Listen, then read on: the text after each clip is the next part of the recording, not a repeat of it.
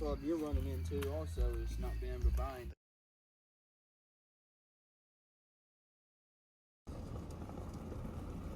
All right, for the parts unit,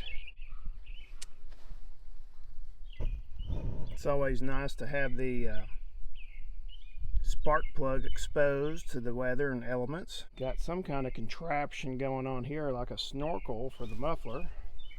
Looks like a Kawasaki muffler. Probably not the correct one for this. We've got a little gas vent right here. That'll have to be addressed. Oh, no cap. Looks like they had a problem with the switches popping out. So this unit has 2,000 hours on it. Electric start. Choke, it's frozen. Handlebar still's in decent shape. No tears on these grips.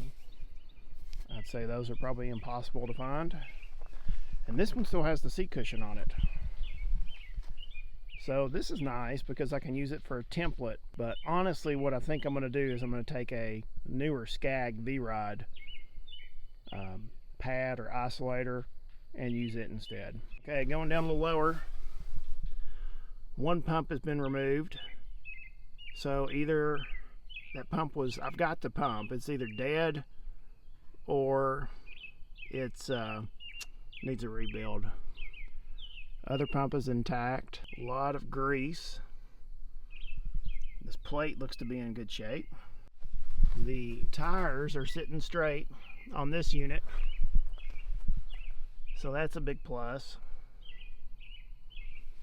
And the battery tray is here. Another huge plus. And this one still has the factory harness on it. And that's pretty much worth its weight in gold. All right, let me walk over to the other unit.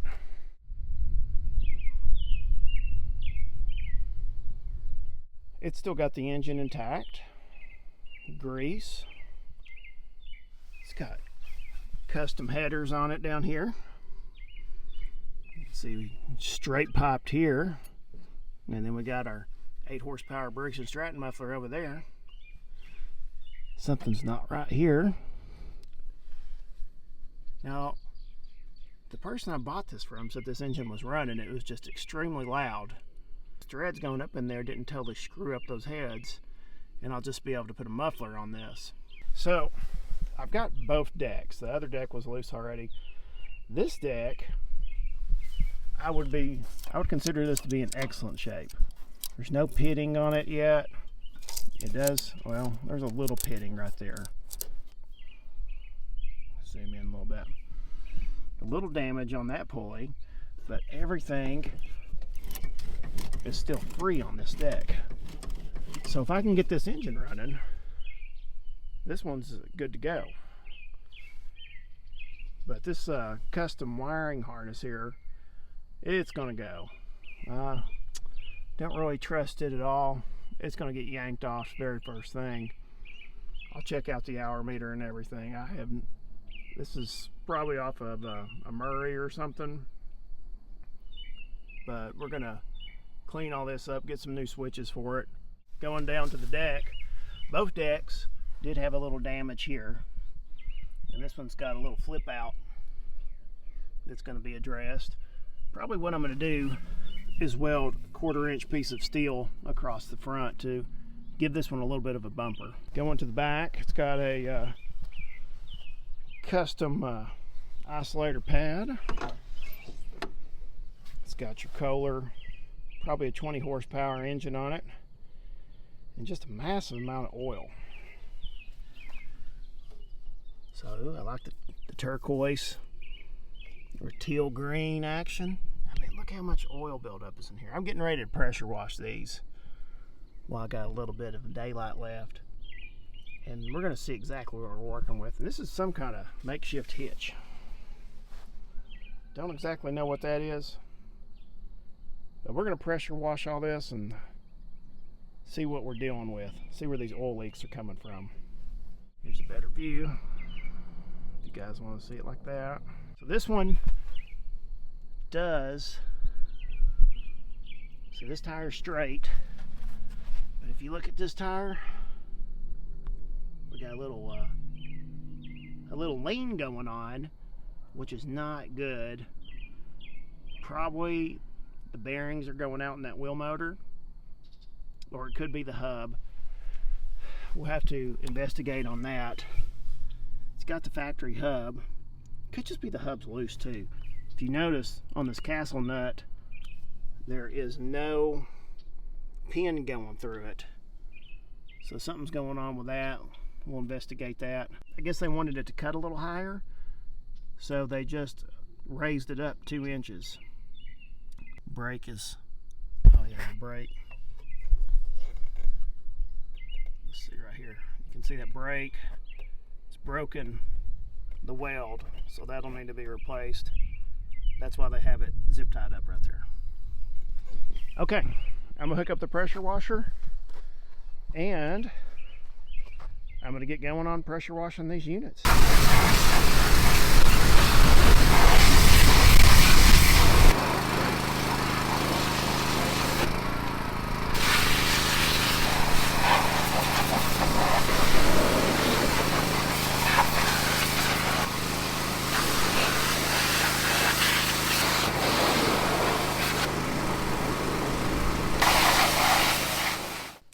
Made pretty good progress on this project tonight. I got the mowers unloaded, a big plus. We kind of walked around the mowers to see what was going on with them. Got them pressure washed, and I'm going to let them dry overnight, and then in the morning I'm going to go ahead and take a magnet and probe the hydro tanks. With the one wheel leaning a little bit, I want to make sure there's no metal shavings inside the tank. As for the other side, I know the pump is off the mower, so something was wrong with it. Either they robbed it and put it on another one, or the pump went out. I do have the pump in the back of the truck. I will see if there's metal in that tank. Hopefully there's not. I don't really want to flush the whole system, but it might boil down to I need to do that because I don't want to damage any other component inside of it. So tomorrow I'll break down the parts unit and then store the main unit until we get this one totally broke down and try to figure out what went wrong with it and why they were both parked. All right, I'm going to get started breaking this down, and what I'm going to do is I've got 3 bins. I'm going to put all the electrical stuff in the first bin, all the kind of big metal parts second bin, and third bin is going to be for all the greasy stuff, like anything hydraulic. I'm going to get started.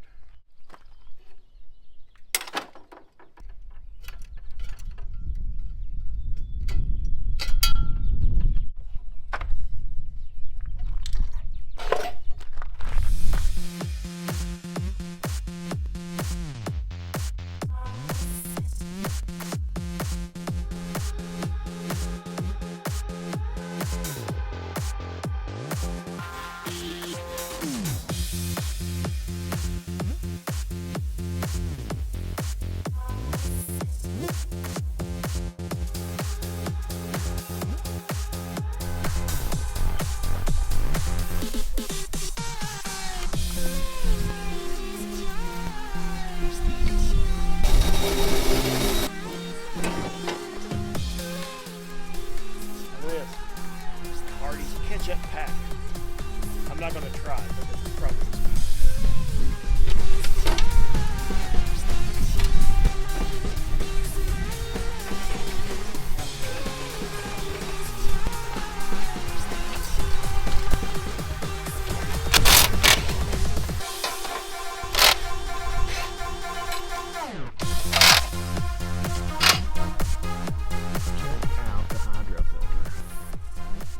check this out. We got our relays, 2 relays, 2 of these dust and waterproof fuse holders, and one just totally blown up hydro filter. Oh, look at that. Froze. Some water.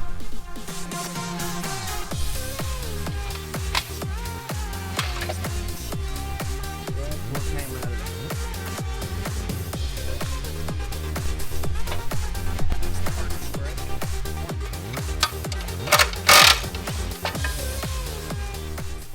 Alright, looks like now I can go ahead and remove these control arms. We're almost there. Almost got the top end strip. Control arms, I've only got 2 bolts on this side. 2 bolts on this side.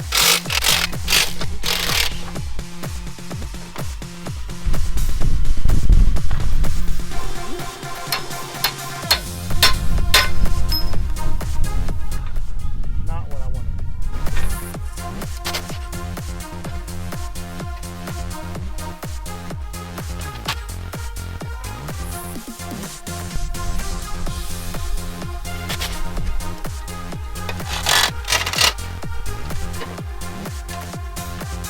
Should be able to lift on it right off.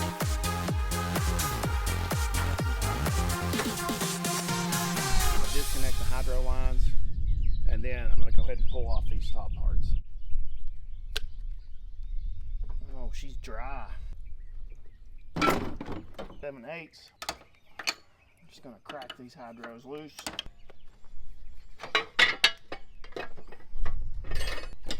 There it goes.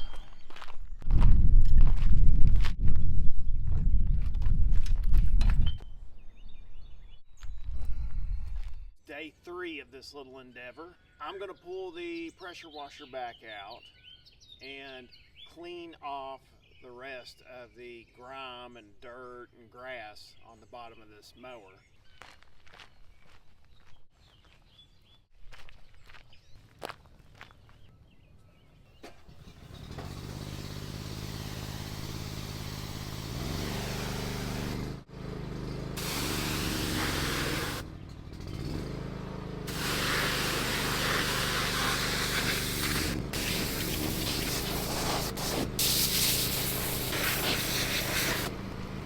What I want to do is I want to get the nether regions of the mower.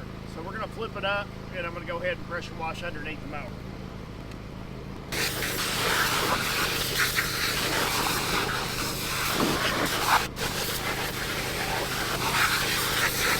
Well, I think that's got it clean. Pull it back around and we're going to finish disassembling it all the way.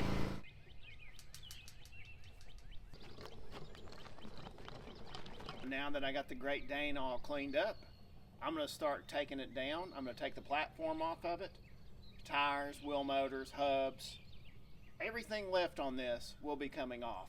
While cleaning it up, I did notice there are some cracks in the frame, so I will more than likely be scrapping the frame on this one. There are 4 of these, and these hold the height adjustments on the deck. These should. Cotter pin right here. It's already broken off most of the way. Put your pliers in there and just you can pull it right out.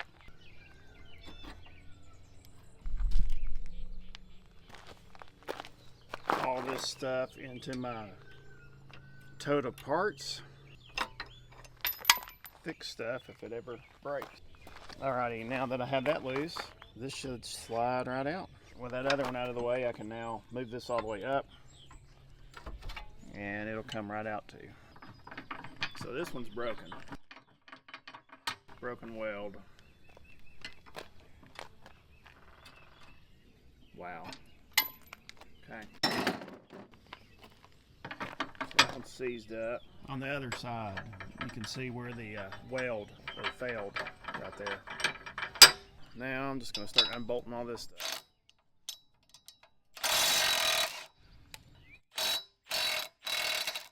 I'm going to try to save everything that I can, because you wouldn't believe on how expensive some of this stuff is now.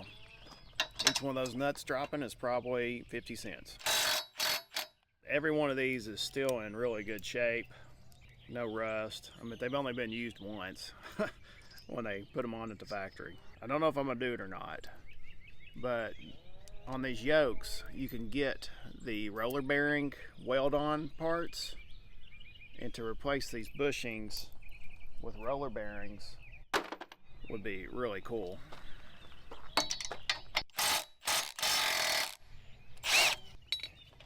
There it goes. So, probably back in 2004, there was a store in Knoxville. It was called Mayo's Lawn and Garden. Kind of like a greenhouse and patio furniture type thing. They sold kind of unique mowers like Simplicities, Hondas, and Skags, and these Great Danes. And I remember walking in that store around 2004. I was probably in there buying a part, and I saw these. Went over and looked at them, and I was thinking, you know, how cool is that? You stand on the back of the mower and don't have to ride a Velke. I wanted one from day one. You know, back in the day, they were $8,000. I couldn't afford that.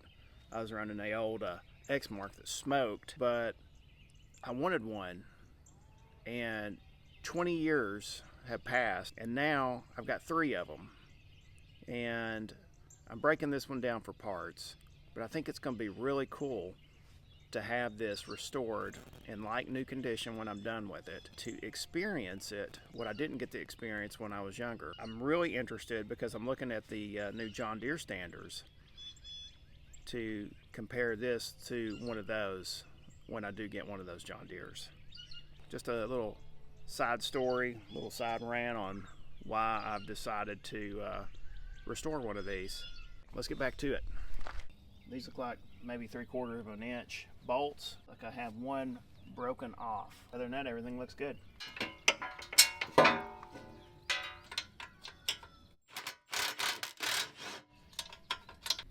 So after looking at this, I'm going to take this engine plate off first because it's right in the way of most of the bolts. And what's nice about this is they've actually put holes here for your wrench.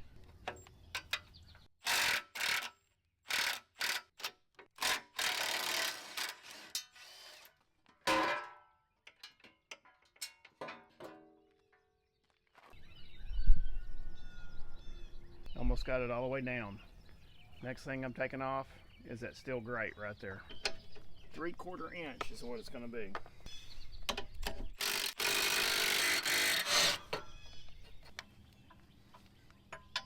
Guard off. Let's get this last bolt out. Now before I get this deck support off here, I'm going to have to do a little adjustment on this piece that's holding that plate.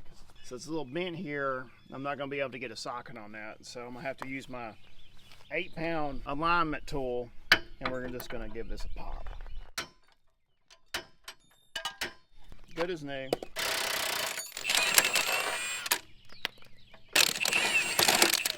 Alright, now we should just be able to take these right off. Take these right off.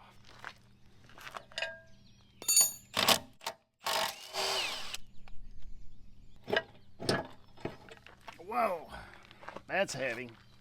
I didn't expect that.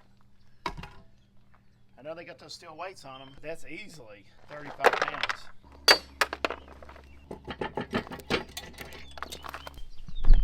All right, gonna get you right down here. So see these 90-degree fittings? This side's pretty tight. We've got a little bit of wiggle. Let me run over to this nasty side. Look at that. That had to have been leaking. I mean, as much oil as on this pump, that right there was the culprit. I would say every time they started this mower up, that the pumps were unresponsive until I had time to charge the system.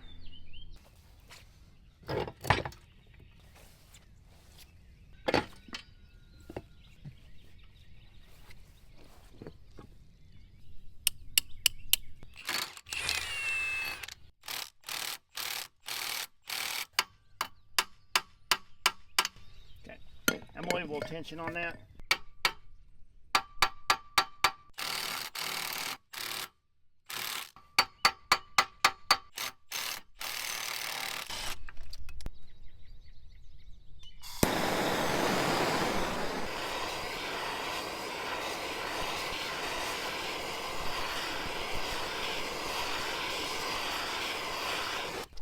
It is day 4 of the breakdown of this Great Dane.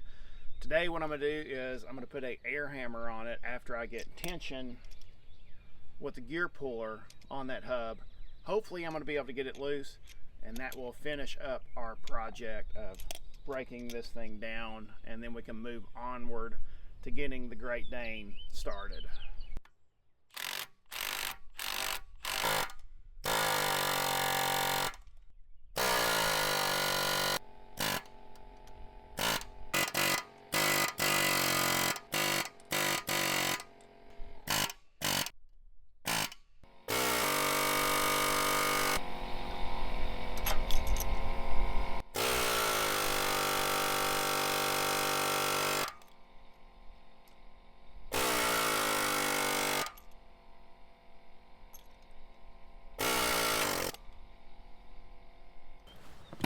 Alright, so just like the other side, before you take your wheel motor loose, you want to break these lines. There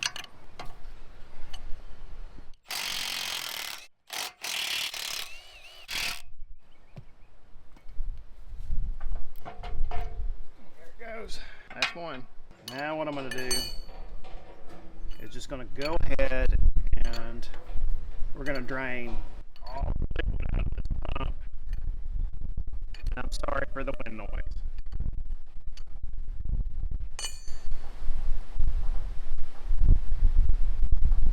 I put a zip tie around these hydro lines because the length is very important,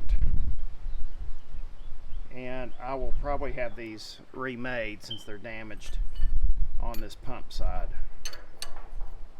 Drain it. I want to look for any metal.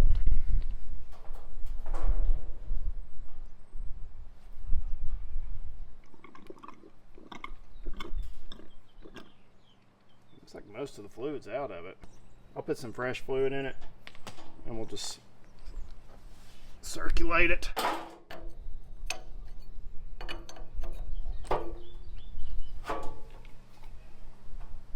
So this one had water in it. Be willing to bet this one's in better shape. I don't know if you can see that. That is what water looks like.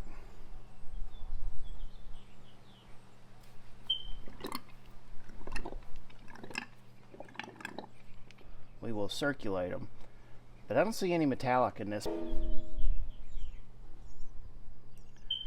Looks like maybe just water got into it, into the system, so we should be okay. Most of that trash came from the outside of the pump. And there you have it. That's all that's left of the Great Dane stander. Got it stripped down to the frame. Not sure what I'm going to do with this since it's cracked on that one spot right there. I might just save it, but you never know in the future. Maybe I'll make a sprayer or something out of it, but for now it's easy storage. I'm just going to put it down in the barn.